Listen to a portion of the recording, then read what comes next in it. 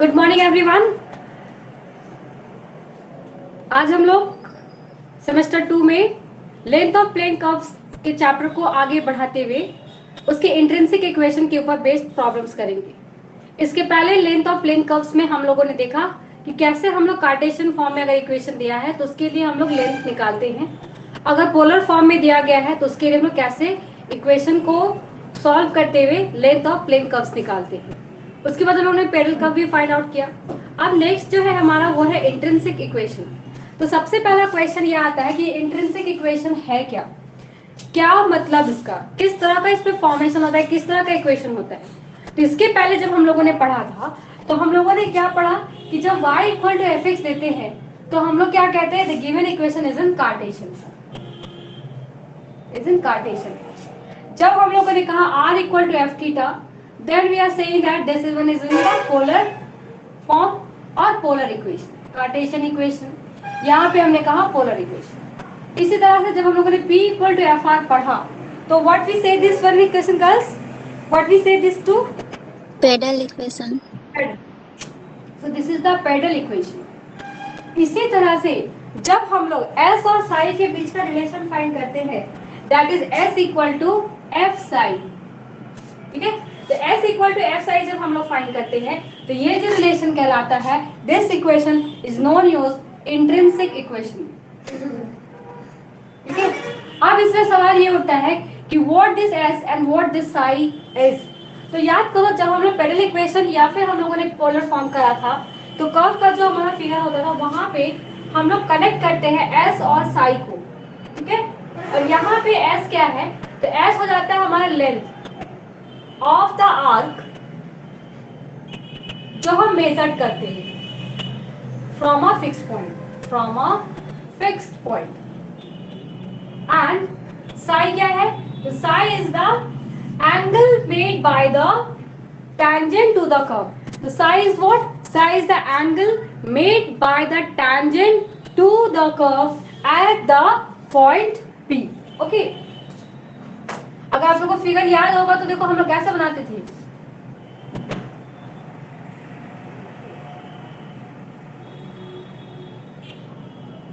इस तरह से लेते थे, याद आ रहा है किसी को? यहाँ पे फिर हम लोग कहते थे यहाँ साई बन रहा है, यहाँ पे आपका S है तो P है, तो यहाँ से इस तरह का हमारा वहां पे क्या होता था, एक कर्व होता था।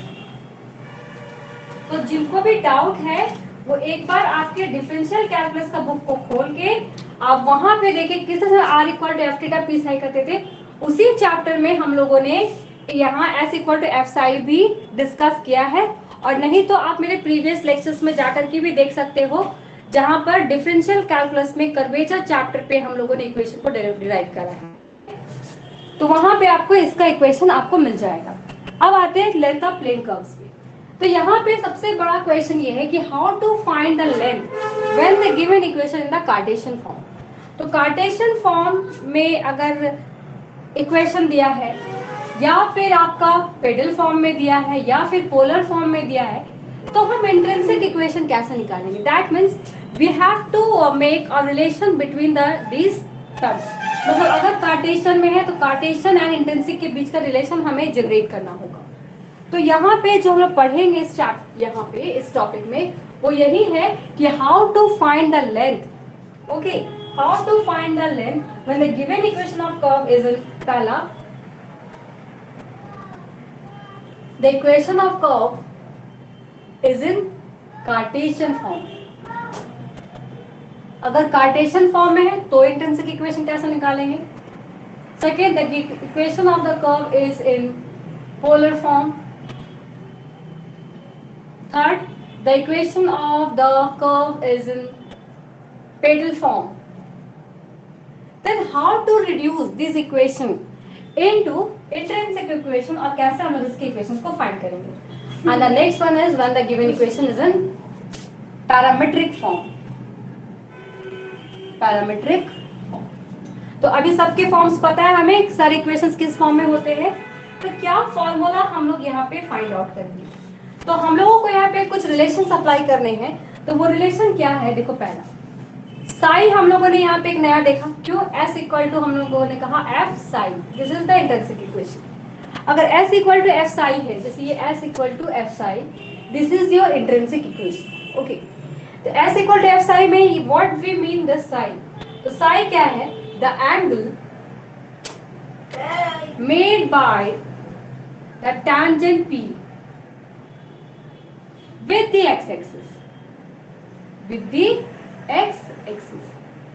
जैसा कि हम लोगों ने कहा, ये फिगर में अगर ये टैंजेंट है और यहाँ पे मेरा एक्स एक्सिस है, यहाँ पे ये एंगल क्या बनता था? साई बनता था।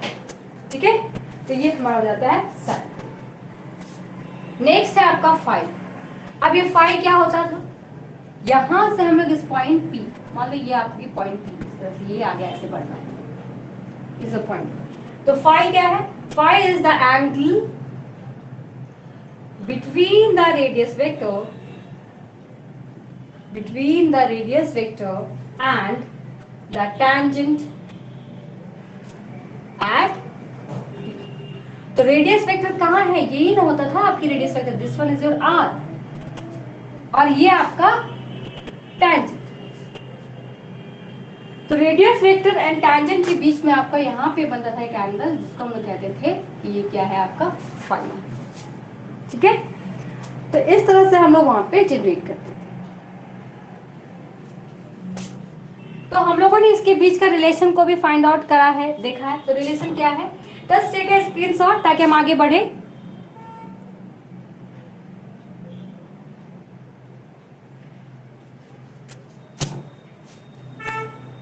I'm audible, girls? Yes, ma'am. ये समझ में आया कॉन्सेप्ट कहां से आ रहा है? Any doubt regarding this concept? No. अब हम आते हैं tan psi के ऊपर। What is the value of tan psi in Cartesian form? dy by dx. And what is the value of tan phi in polar form? तो r d theta by dr. These two values are very known to us. अब इन दोनों values को किस तरह से हम आगे proceed करते हुए एक फॉर्मूला में जनरेट करेंगे, ये देखिए। तो tan psi की वैल्यू पता है, tan phi की वैल्यू हमें पता है। अब देखो rho, what this rho is? Rho is the radius of curvature, जो कि आपने सेमेस्टर 1 में कर्वेचर चैप्टर में हम लोगों ने पढ़ा है। This is what? This is ds by d psi, ये इतना होता है। ओके, अब इसे हमें क्या करना है? इसको हम लोग और इस तरह से भी लिख सकते हैं, this value is your r dr by dp। तो अगर जिन्हें इसका प्रूफ देखना है वो मेरे प्रीवियस लेक्चर्स को यूट्यूब पे जाकर के देख सकते हो, वहां पे आप इसका प्रूफ मिल जाएगा। ठीक है, तो यही है हमारा इक्वेशन, जहाँ पे हम इंट्रिंसिक इक्वेशन और आपके पेडल अपोलर सबके बीच का रिलेशन को जनरेट करते हैं। तो ये सारे फॉर्मूला को हम लोग क्या करेंगे? यूज करेंगे। अब आते हैं फॉर्मूला पे कि लेंथ कैसे फाइंड करेंगे। अगर मेरा पहला है, अगर हमें कार्टेशियन फॉर्म में इक्वेशन दिया है, तो how can we find the length of the curve? तो उसके लिए हमें एस, जो ये लेंथ जो हम फाइंड करें, this is the length, okay, S. तो इसको एस को जनरली हम लोग क्या कहते हैं? Arcual distance. Arcual distance, this is known as the arcual distance from a fixed point which is also known as the arcual distance। तो ये कैसे हम लोग मेजर करेंगे? This is from a to x, whatever with the value is given of x। जैसे मान लो y equal to fx है आपके पास, तो y equal to fx में x के लिए जो भी लिमिटिंग वैल्यू है, तो हमने यहाँ लिखा है a to x के लिए, तो a से x तक का हमने लिमिटिंग वैल्यू रखा है। तो डिस्टेंस कैसे दिया जा रहा है? Root over 1 plus dy by dx का whole square and into dx, this is your fx। तो ये हमें क्या मिल जाएगा? एक fx निकल जाएगा। And second one, we have to use this tan psi and this is what? dy by dx। तो इन दोनों को यूज करते हुए हमारा रिलेशन जो है, यहाँ पे लेंथ ऑफ प्लेन कर्व निकलेगा इन इंट्रिंसिक फॉर्म। तो क्या डिफरेंस है कार्टेशियन वाले और इसमें? यहाँ पे जो dy by dx है ना गर्ल्स, ये हम लोग इस इक्वेशन से डिफाइन करेंगे। मतलब tan psi अगर हमें मिलेगा तो वो हमें देगा dy by dx का वैल्यू, क्योंकि हमें कार्टेशियन और इंट्रिंसिक को कंबाइन करके हमारे को लेंथ फाइंड करना है यहाँ पे। ये डिफरेंस समझ में आया? अब आते हैं क्वेश्चन के ऊपर। बस टेक अ स्क्रीनशॉट, आगे बढ़ते हैं, क्वेश्चन बनाते हैं।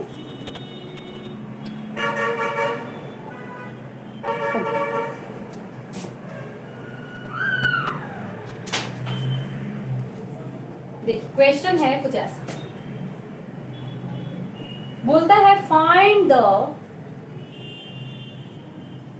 Intrinsic equation of the curve y equal to c cos hyperbolic xy।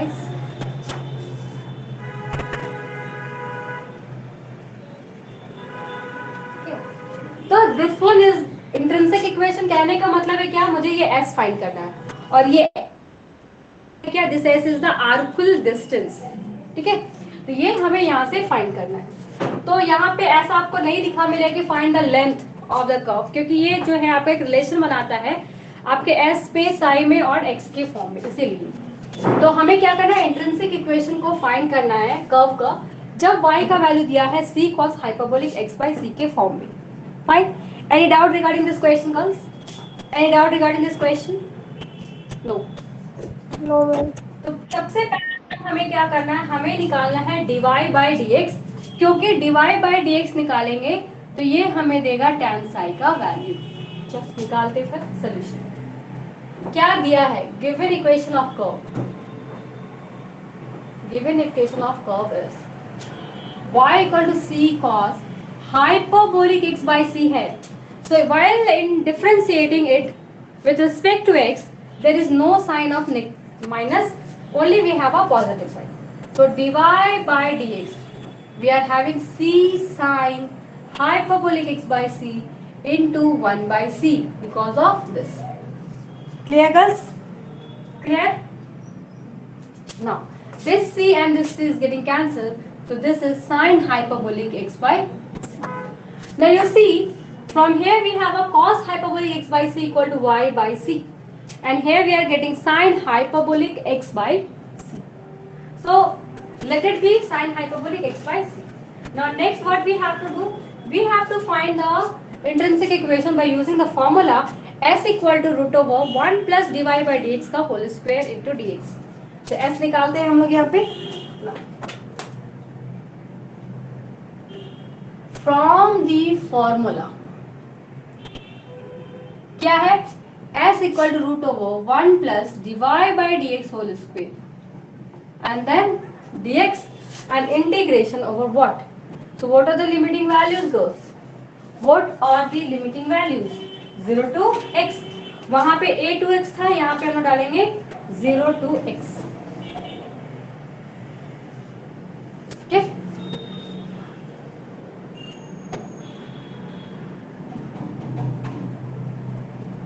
अब इसकी वैल्यूज फाइंड करते हैं, क्या आ जाएगा।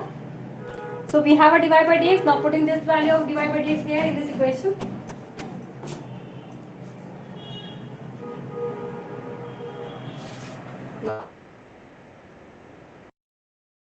s की वैल्यू कितनी हो जाएगी, 0 to x root over 1 plus sin square hyperbolic x by c into dx. This is what 0 to x. Now root over कितना हो जाएगा, cos square hyperbolic x by c, क्योंकि 1 प्लस है ना, अगर ये हाइपरबोलिक नहीं होता, सिंपल होता तो हम कहते 1 minus sin square x is your cos square x, but due to hyperbolic we will write 1 plus sin square hyperbolic x is your cos square hyperbolic x. This is the difference between the simple trigonometric function and the hyperbolic function. Clear guys? Okay. So here we are getting 0 to x root over cos hyperbolic square x into dx. Now, so what this value was? 0 to x cos hyperbolic x by c and then dx. The integration of cos hyperbolic x by c is what? Integration of cos hyperbolic x by c क्या होगा girls? cos hyperbolic x का integration कितना होता है? What we have the integration of cos hyperbolic x? Sin what? Sin what? Sin hyperbolic x. So I am going to write here this one as sin hyperbolic x by c, and here it is the x by c, na? So I'll write here 1 by c, 0 to x. So what this value is? Sine hyperbolic x by c, and then we have minus sine 0. This is what? C sine hyperbolic x by c. We are getting this value here. C sine hyperbolic x by c. Now, what we are looking for? We are looking for the relation between s and psi. S and psi. And we know that tan psi is what? Tan psi is what? dy by dx. Therefore, tan psi equal to this value here is what? C sine hyperbolic x by c. And what we have a dy by dx, girls? What we have a dy by dx? Girls, do reply. C sine hyperbolic x by c. Oh, we have sine hyperbolic x by c. See you pop. Dy by dx. While getting the dy by dx, we have cancelled the c, and we are remaining with the sine hyperbolic x by c only. Okay. So this one is the equation of this. Fine. Now see, girls. Here we can eliminate this psi from here, but since it will make some complications, so I'll put it the name equation number 1 and then equation number 2. Okay. If this equation here it is in the terms of tan, then we can eliminate the psi from here very easily. For example, it will be tan psi equal to tan x by c.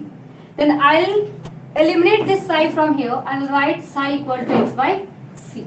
Okay. And we made this x in terms of psi from here.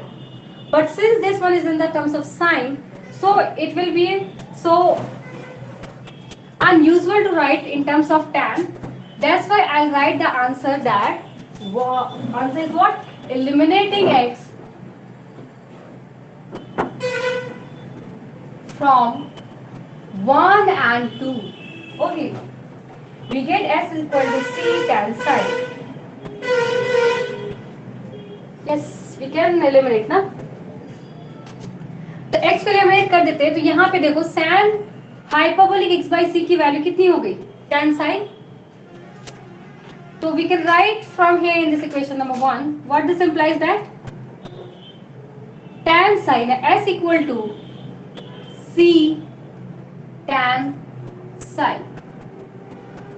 You see, girls, at last we are getting the equation in terms of s and psi. There is no function of x, no function of y, no function of theta and r, and nothing else. Only we have the equation in terms of s and psi. C is your arbitrary constant. So here we are getting the equation in intrinsic. So which is the required equation? Intrinsic equation of the curve. So you just write it. Which is the required intrinsic equation of the curve? Which is the required intrinsic equation of the curve? Is it clear, girls? सभी को clear हो गया? किसी को doubt है तो बोलिए.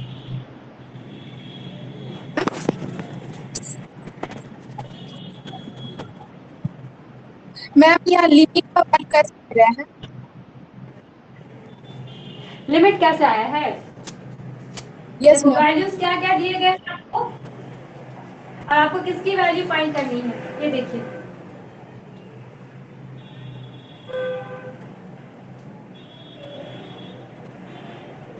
क्या क्या वैल्यूज है? a to x हमें फाइंड करना है. ठीक है, a to x. अभी a आपका क्या होगा ये आपने निकालना है. तो कोई भी लेंथ जब हम फाइंड करते हैं, क्योंकि हमारा फॉर्मूला क्या था? s equal to a to x. So what this value a is, जहां से हम स्टार्ट कर देते initial value. So initial value always be equals to what? 0 to x. हम लोग इसको ऑलवेज रखी थी. ठीक है, क्लियर है गर्ल्स? Yes ma'am. क्लियर हुआ? Okay. Yes ma'am. If this is not your Cartesian equation, If this will be the polar equation, then what will be your theta? तो थीटा क्या हो जाएगा? यहाँ क्या लिखेंगे? Then we have 0 to theta. If we have the polar equation, then we will write it 0 to theta. Clear? इसी तरह से हम लोग आगे और बनाएंगे. अब एक बात बताइए, if you have this equation in the parametric form, if this equation is in the parametric form, then what we will write as girls? What is the formula for S? Anyone just tell me what we are getting the length of the plane curve in the parametric form. हम लोग कैसे लिखते थे S को? बोलिए. Integration root over dx by dt whole square dy by dt whole square dt और यहाँ रखते थे t1 से t2. यही था ना length. When we have a curve in the parametric form. याद आ रहा है? Girls, is this the formula? In Yes, parametric form? So, if you have to find the intrinsic equation, then what we will do, girls? We will write it here 0 and make it t. Whatever you get the equation here, whatsoever you have the equation here, you just write that equation. Okay, जो भी मिलेगा आप उसको यहाँ लिखोगे. Okay, then what you have to find? You have to find tan psi. And how much are you getting this tan psi, girls? You are writing here dy by dx. But since you are in the parametric form, so you will write it like dy by dt divided by dx by dt. And in this way, you just get your tan psi. If the elimination of x is possible from here to here, then we can do the elimination. If it is not possible, so much of complication in this equations, then we'll write the eliminating whatever the x or t जो भी आपके variable होंगे, from 1 and 2 we get the required intrinsic equation. So write equation, girls. Write equation in the parametric form.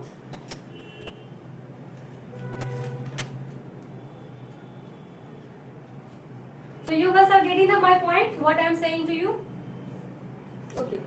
Obtain the intrinsic equation.